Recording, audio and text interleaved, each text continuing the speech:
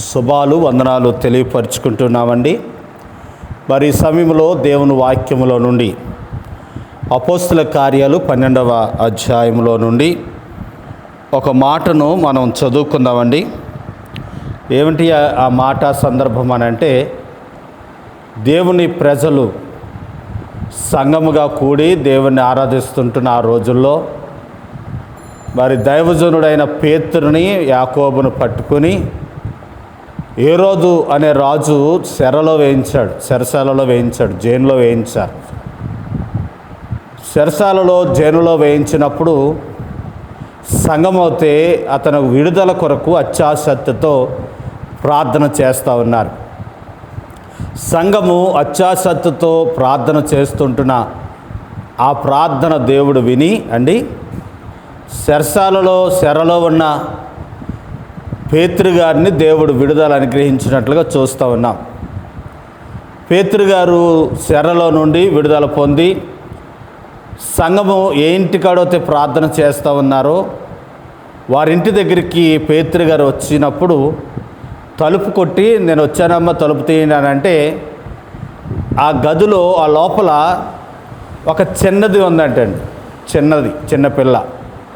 ఆ చిన్నపిల్ల పేతురు స్వరం గుర్తుపట్టి వెళ్ళి పెద్దవారికి చెప్పినప్పుడు వారంటారు, పేతురు రావటం ఏంటి, అసలు నీకు మత్తుండి మాట్లాడుతున్నావా అని అంటూ ఉన్నారు.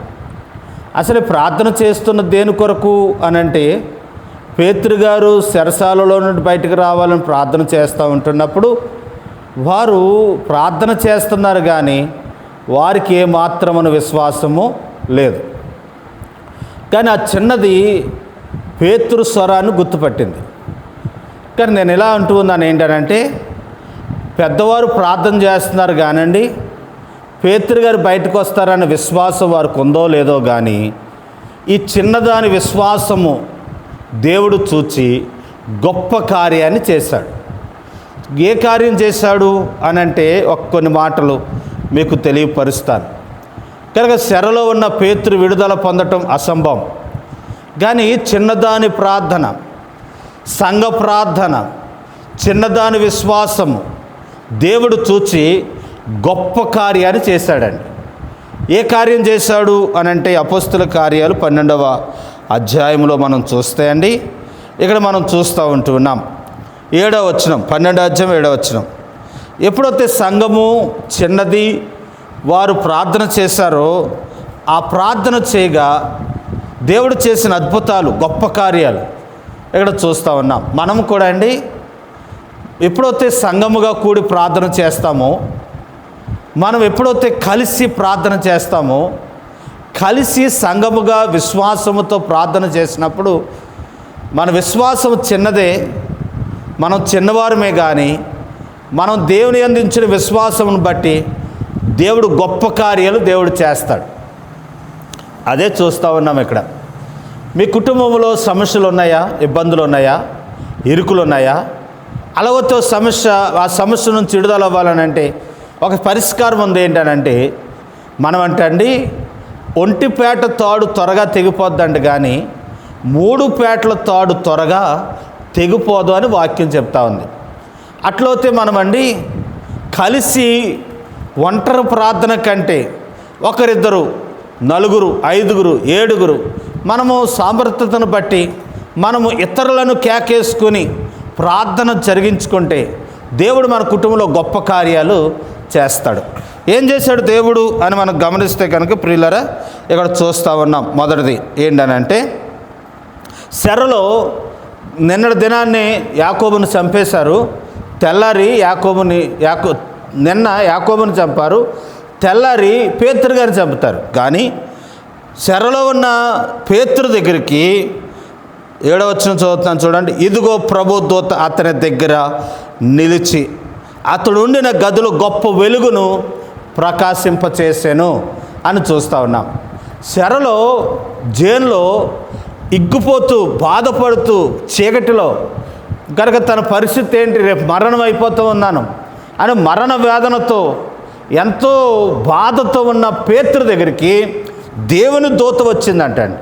దేవుని దూత వచ్చి దేవుని దూత వచ్చి ఆ గదిలో నిలిచి ఉండగా గదంతా చీకటిగున్న ఆ గదిలో గొప్ప వెలుగు కలిగిందంటండి. చూసారా ప్రియులారా, ఈరోజు మనము కూడా ప్రార్థన చేసినప్పుడు ఈ చిన్నదాని వలె మనము కూడా దేవుని విశ్వాసం ఉంచినప్పుడు మనము గదులు లాంటి చీకటిమయమైపోయి ఏ తోవ లేక ఏ దారి లేక మనము సతమతమైపోతుంటున్నా ఆ పరిస్థితులలో దేవునికి ప్రార్థన చేస్తే మనం చీకటిమయమైపోయిన ఆ పరిస్థితుల కార్యాల్లో దేవుడు గొప్ప వెలుగును కలుగజేస్తాడు. కాబట్టి చాలా కాలం నుండి మగ్గిపోయి ఈ పనులు జరగవని, ఈ అనారోగ్యం పోదని, ఈ బాధలు తీరవని, ఈ కష్టము తీరదని, ఈ శోధనలు తీరవని, నా బతుకు ఇంతే అని, నేను ఇక ఎదగనని ఎవరైనా మిమ్మల్ని నిందిస్తూ ఉంటే, అవమానపరుస్తూ ఉంటే, హేళన చేస్తూ ఉంటే భయపడొద్దు. ఇదిగో పేతురు శరలో, దుఃఖములో, ఇరుకులో, చీకటిలో ఉన్న వారి దగ్గరికి దూత వెళ్ళి వారి మధ్యలో వెలుగు కలుగు చేసిన దేవుడే. దేవుని యందు విశ్వాసం ఉంచండి. మీ చీకటిలో, మీ కష్టాల్లో దేవుడు గొప్ప వెలుగును కలుగు చేస్తాడు. 1. 2 ఏంటనంటే ప్రియులారా, అతని దగ్గరికి దూత వచ్చి నిలిచి ఉందట. దూత వచ్చి నిలబడింది. చూసారా, ఒంటరి సమయంలో దేవుని దూత వచ్చి తనకు సహాయపడుతున్నట్టుగా చూస్తూ ఉన్నాం.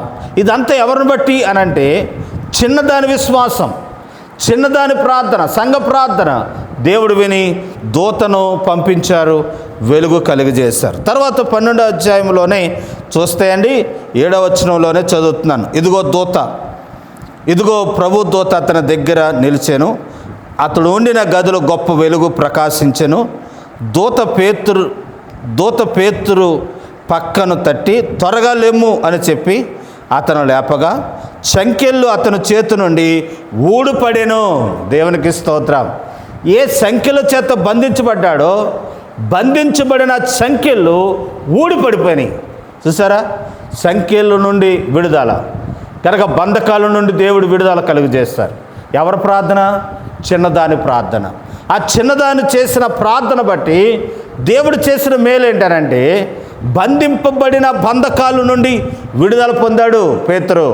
ఈరోజు ప్రియులారా, ఏ బంధకాల్లో ఉన్నావమ్మా? ఏ కష్టాల్లో ఉన్నావు? సరిహద్దులు సాల్వ్ కాకుండా బంధకాల్లో ఉన్నావా? ఉద్యోగం రాకోకుండా ఉద్యోగం బంధకాల్లో పడిపోయిందా? లేకపోతే వివాహం బంధకాల్లో ఉండిపోయిందా? లేకపోతే ఏ విషయాల్లో బంధకాల్లో పడిపోయావో? చాలామంది ఫోన్లు చేసి చెప్తా ఉంటారు, ఏమండి మేము ఏ బంధకాల్లో ఉన్నాం, ఆ బంధకాల్లో ఉన్నాం, చాలా కష్టాల్లో ఉన్నామండి అని చెప్తా ఉంటారు. ప్రియులారా, ఈ కష్టాలు, శోధనలు, బంధకాల నుండి విడిపించగలవాడు దేవుడు, మన దేవుడు అనే విషయాన్ని తెలియపరుచుకుంటున్నాను. వారి చేతులకున్న సంఖ్యలు తెగి ఊడిపడిని. తర్వాత చదువుతున్నాను చూడండి 8వ వచనం. అప్పుడు దూత అతనితో నీవు నడుము కట్టుకొని చెప్పులు తొడుక్కునుము. అతడు ఎలాగూ చేసిన తర్వాత దూత నీ పై వస్త్రమును వేసుకొని నా ఎంబడి రమ్మని అతనితో చెప్పాను. అతడు ఇలపలకు వచ్చి దూత ఎంబడి వెళ్ళి దూత వలన జరిగినది నిజముగా జరిగినని గ్రహింపక తనకు దర్శనము కలిగినని తలంచుకున్నాను. కాబట్టి కావలి వాని 2వ కావలి దాటి పట్టణమునకు పోవు ఇనప గడియద్దకు వచ్చినప్పుడు దానంతటదే వారికి తెరుచుకునేను. చూసారా, చెరసాలలో మొదటి ఇనప గడులు ఉన్నాయంట అండి, తలుపులు ఉన్నాయంట, గేట్లు అట్లకి అయ్యే తెరుచుకున్నాయంట. 2వది 3వది వాటికి వయ్యే తెరుచుకున్నాయంట. ఎంత గొప్ప సంగతి అండి. మూయబడిన ద్వారాలు, ఇనప గడియలను ఆయన విడగొట్టి మార్గం సరళం చేశాడు. ఎవరి ప్రార్థన? చిన్నదాని ప్రార్థన. చిన్నది చేసిన ప్రార్థన బట్టి మూయబడిన ద్వారాలు దేవుడు తెరిచాడు. ఈరోజు వాక్యం వింటున్న దేవుని బిడ్డలారా, మీ పట్ల మూయబడిన ద్వారాలు దేవుడు తెరవగల సమర్థుడు అనే విషయాన్ని తెలియపరుస్తున్నాను. ఆ చిన్నది గుర్తుపట్టి దైవజనుడుకు ప్రియులారా వచ్చాడని విశ్వాసముతో ఆ మాట పలుకుతూ ఉంది. చిన్న విశ్వాసమే, చిన్నపిల్ల విశ్వాసమే కానీ గొప్ప కార్యం. పేతురు చెరసాలలో నుండి బయటికి వచ్చాడు. ప్రియులారా, చెరలో దేవుడి కార్యం చేశాడు. ఏం చేశాడు అంటే దూత వచ్చి నిలిచింది.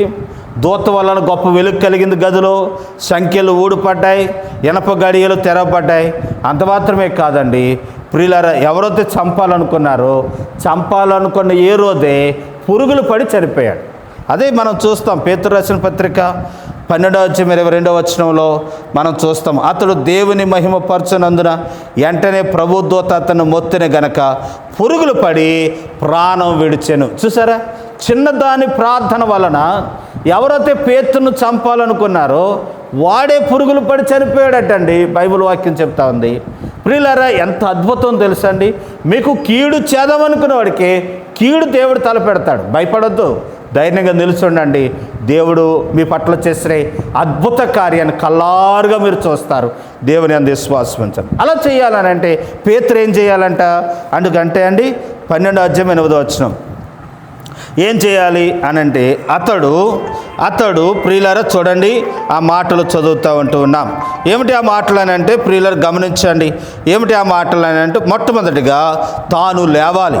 తాను లేచి నడుము కట్టుకొని చెప్పులు తొడుక్కొని తాను వస్త్రమును వేసుకొని దూత ఎంబడి బయలుదేరి వెళ్ళాలి. అప్పుడే దేవుడు అద్భుత కార్యాన్ని చేస్తాడు. ఏం చేయాలి? ప్రభు తట్టాడంట, లెగు అన్నాడట. ఈరోజు ఏ బంధకాల్లోతో మీరు ఉన్నారో ఆ బంధకాల నుంచి విడుదల అవ్వాలని అంటే నువ్వు లేచి రావాలని మనసు నీకు రావాలి. చాలామందికి తాగుడు అలవాటు ఉంటుందండి. తాగుడు నుండి నేను విడుదల పొందాలి అనుకుంటే దేవుడు నీకు విడుదల ఇస్తాడు.